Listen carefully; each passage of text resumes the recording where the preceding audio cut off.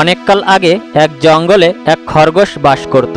খরগোশের ছোট ছোট দুটি বাচ্চাও ছিল। সে তার বাচ্চা দুটিকে খুবই আদর যত্ন করত। অন্যদিকে সেই জঙ্গলে এক দুষ্টু শেয়ালও থাকত। একদিন শেয়ালের খুবই ক্ষুধা লাগলো। তখন সে খাবারের খোঁজে জঙ্গলে ঘুরতে লাগলো। অনেকক্ষণ ঘুরে ঘুরে সে কোনো খাবার খুঁজে পেল না। অনেকক্ষণ তো হলো জঙ্গলে ঘোরাঘুরি করলাম, কিন্তু খাবার মতো কিছুই খুঁজে পেলাম না। এদিকে ক্ষুধার জ্বালায় পেটের মধ্যে ছুঁচো দৌড়াচ্ছে।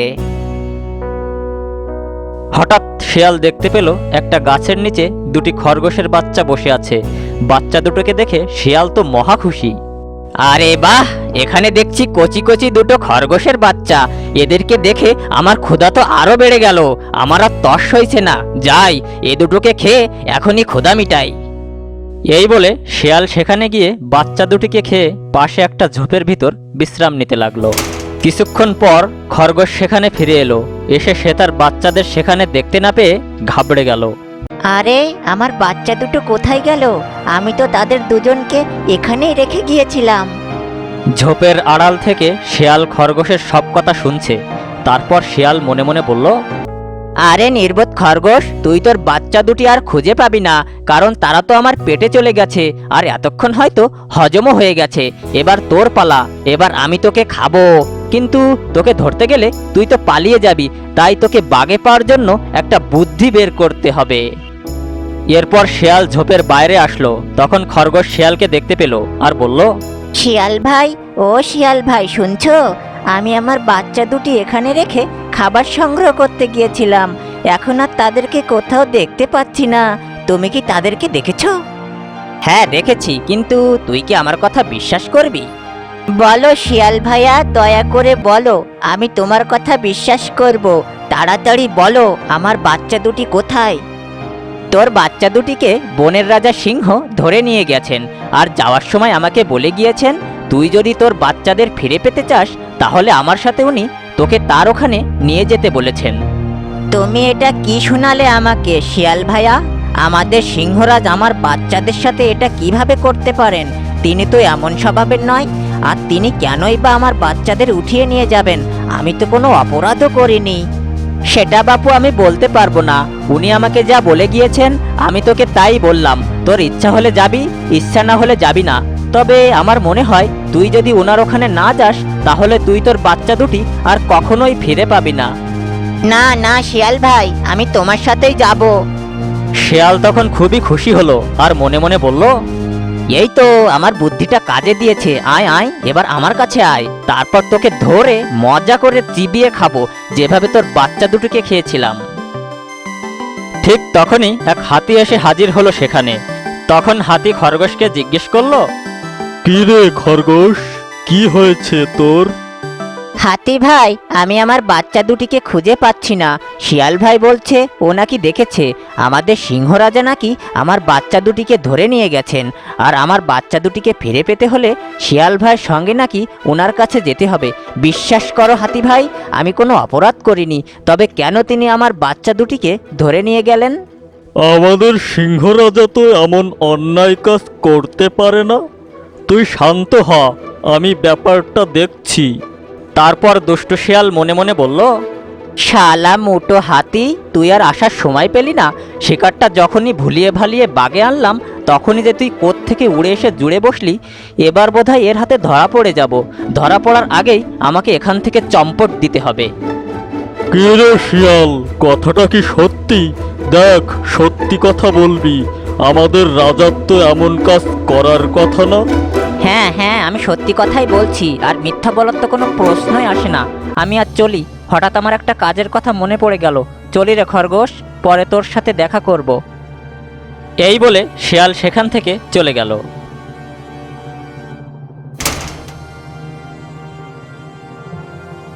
পরদিন শিয়াল বনের ভেতর দুটি হরিণের বাচ্চা দেখতে পেল। আজ এই হরিণের বাচ্চা দুটো খাবো, আর দোষটা চাপিয়ে দেব ওই মোটো হাতিটার ওপর। দাঁড়াও, আমার উপর মাতবাড়ি করা তোমার বের করছি, বেটা হাতি। এই বলে শিয়াল হরিণের বাচ্চা দুটো খেয়ে নিল। কিছুক্ষণ পর হরিণ সেখানে ফিরে এসে দেখল তার ছোট ছোট বাচ্চা দুটি ওখানে নেই। তারপর হরিণ সামনের দিকে তাকিয়ে দেখল এক শেয়াল সেখানে দাঁড়িয়ে আছে। তখন সে শেয়ালকে বলল, এই যে শিয়াল ভাই, তুমি কি এখানে দুটো হরিণের বাচ্চা দেখেছো? আমি আমার বাচ্চা দুটো খুঁজে পাচ্ছি না। হ্যাঁ, আমি দেখেছি তোর বাচ্চা দুটোকে ওই মুটো হাতি নিয়ে গেছে। তবে আমি যে দেখেছি সেটা কাউকে বলিস না, কারণ একথা যদি মুটো হাতি জানতে পারে তাহলে সে আমাকে তার পায়ের নিচে ফেলে পিষে মেরে ফেলবে। আমি কি এমন অপরাধ করেছি যে হাতি ভাই আমার বাচ্চা দুটোকে নিয়ে গেল? আমি বনের রাজার কাছে নালিশ দেব। তারপর শিয়াল মনে মনে বলল, এবার বুঝবে মুটো আমার সাথে মাতবাড়ি করা। এরপর বনের রাজা সিংহ হাতিকে ডেকে আনলেন। এসব আমি কি শুনছি? তুমি কেন হরিণের বাচ্চা দুটো চুরি করেছো? সিংহরাজ, আমি তো কিছুই বুঝতে পারছি না, আমি কেন হরিণের বাচ্চা চুরি করতে যাব? হ্যাঁ হ্যাঁ, তুমি আমার বাচ্চা দুটো চুরি করেছো। তুই এসব কি বলছিস? আমি তোর বাচ্চা চুরি করতে যাব কেন? তুই কি দেখেছিস আমি তোর বাচ্চা দুটিকে চুরি করেছি? কি রে বল? না, আমি দেখিনি, তবে একজন দেখেছে। অন্য একজন? সে কে? তার নাম বল। না, আমি তার নাম বলতে পারবো না, কারণ তুমি তাকে পিষে মেরে ফেলবে। তুই এসব কি বলছিস? বিশ্বাস করুন মহারাজ, আমি এ সম্পর্কে কিছুই জানি না। দেখো হাতি, তুমি বনের সবার চেয়ে অনেক বড়, তাই বলে তুমি যা খুশি তাই করে বেড়াবে সেটা তো আমি মেনে নিতে পারবো না। তোমাকে তো তোমার অপরাধের জন্য শাস্তি পেতেই হবে। না না রাজামশাই, কোথাও কোনো একটা ভুল হচ্ছে। না, তোমাকে তো এই অপরাধের শাস্তি পেতেই হবে। ঠিক আছে, আমি যদি সত্যি এটা করে থাকি তাহলে আপনি আমাকে যে শাস্তি দেবেন তা আমি মাথা পেতে নেব। তবে আমাকে শাস্তি দেওয়ার আগে আপনাকে শাস্তি পেতে হবে। কি বলছো তুমি? তোমার কি মাথা খারাপ হলো নাকি? আমাকে কেন শাস্তি পেতে হবে? আমার অপরাধ কি? আমাকে যে অপরাধে আপনি শাস্তি দিচ্ছেন সেই একই অপরাধ তো আপনিও করেছেন। কি বলছো তুমি? আমি তো কিছুই বুঝতে পারছি না। সব কিছুই বুঝতে পারবেন। আমাকে শাস্তি দেওয়ার আগে খরগোশকে এখানে ডাকা হোক, তাহলে আপনি সব কিছুই বুঝতে পারবেন। ঠিক আছে, আমি তাহলে খরগোশকেও এখানে ডাকছি। তারপর খরগোশ সেখানে আসলো আর বলল, রাজামশাই, আমরা তো আপনাকে অনেক ভালো জানতাম, কিন্তু আপনি এমন কাজ কেন করলেন? আমি তো কিছুই বুঝতে পারছি না, কি করেছি আমি?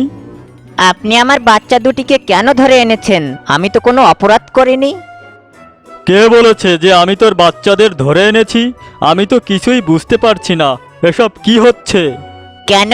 শিয়াল ভাই দেখেছে আপনি আমার বাচ্চা দুটিকে ধরে নিয়ে এসেছেন। এবার নিশ্চয় বুঝতে পেরেছেন রাজামশাই, সবই শিয়ালের কারসাজি। ও খরগোশের বাচ্চাদের খেয়ে আপনার উপর দোষ চাপিয়ে দিয়েছে, আর হরিণের বাচ্চা দুটি খেয়ে সেই দোষ আমার উপর চাপিয়ে দিয়েছে। হ্যাঁ রাজামশাই, শিয়াল ভাই তো আমাকে একথা বলেছে যে হাতি ভাই আমার বাচ্চা দুটো চুরি করেছে। তাহলে ও আমার বাচ্চাদের খেয়ে ফেলেছে। রাজামশাই, আমরা এই নিষ্ঠুর শিয়ালের কঠিন শাস্তি চাই। শিয়ালের এত বড় সাহস, বনের নিরীহ প্রাণীদের হত্যা করে সেই দোষ অন্যের ওপর চাপাচ্ছে, এমনকি আমাকেও নিস্তার দেয়নি। দাঁড়াও, একবার ওকে হাতের কাছে পাই, তারপর ওকে উচিত শিক্ষা দেব। পরদিন খরগোশ শিয়ালের ওখানে গেল। শিয়াল ভাই, চলো রাজামশাইয়ের কাছে, আমি আমার বাচ্চাদের ফিরিয়ে আনতে যাব।